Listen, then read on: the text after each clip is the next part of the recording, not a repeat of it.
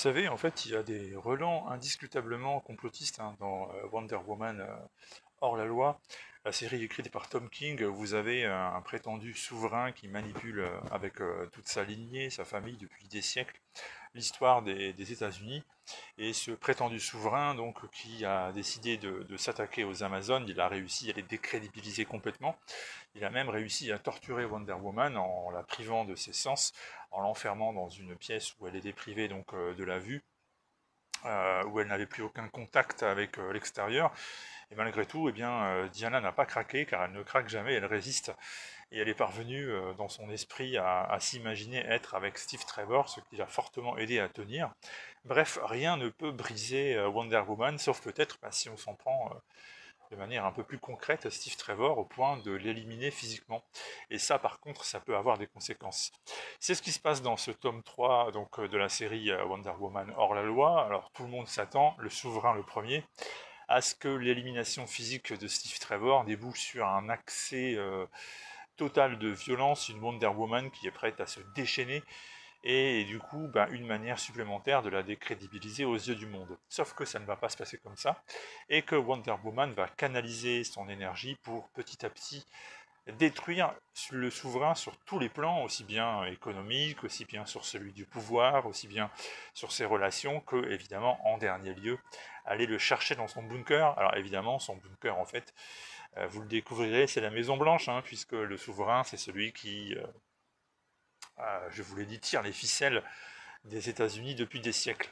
Et puis Diana n'est pas seule, puisqu'elle a avec elle trois jeunes filles dans le vent, ces trois épigones. Hein. Ici, vous voyez par exemple Donna Troy.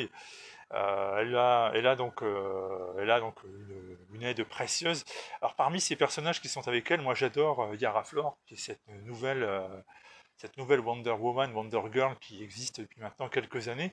Je trouve qu'elle a un design qui est absolument splendide, qu'elle est de toute manière splendide, et que c'est un personnage qui est encore tout à explorer parce qu'elle a un petit côté un peu rebelle que les autres n'ont pas forcément. Elle a un background qui n'est pas forcément facile non plus.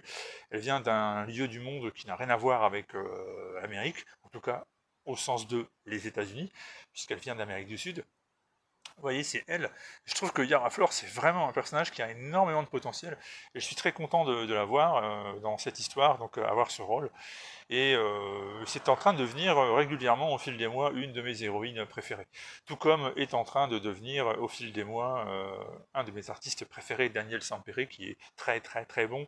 On lui reproche parfois de faire des planches qui ressemblent plus à des posters ou des illustrations qu'autre chose, mais je trouve que c'est faux. Au niveau du storytelling et de la construction des histoires, il est aussi très efficace, et Sampere c'est pour moi un des dessinateurs actuellement incontournables. Très bonne pioche chez DC Comics de l'avoir fait bosser. Et là encore, il nous sort un travail remarquable avec le tome 3 de Wonder Woman hors la loi. C'est une série qui ne plaît pas forcément à tout le monde, parce que ses idées sont quand même clairement progressistes. Hein. Si vous avez une vision plus néolibérale, si vous avez une vision plus dirigiste des choses, voire même, pourquoi pas, ça peut arriver, même si je pense que vous avez compris que c'est pas le cas ici, mais néanmoins je ne vous empêche pas de viser la droite extrême si ça vous intéresse. C'est pas à moi de vous expliquer pourquoi c'est pas terrible. Eh bien, clairement, cette BD, elle n'est pas faite pour vous parce que Tom King n'est pas votre ami. C'est évident, ça se perçoit à chaque page, et pour autant, c'est pas bêtement et simplement gaucho, c'est quelque chose d'intelligent, c'est quelque chose qui nous montre qu'en fait, partir bille en tête et prétendre imposer sa loi aux autres, ça ne marche pas. En tout cas, c'est pas ce que fait Wonder Woman, et c'est une ode à la liberté, à la paix et à l'entente, qui est très très bien écrite, je vous répète. Donc pour moi, c'est une bonne nouvelle que cette série.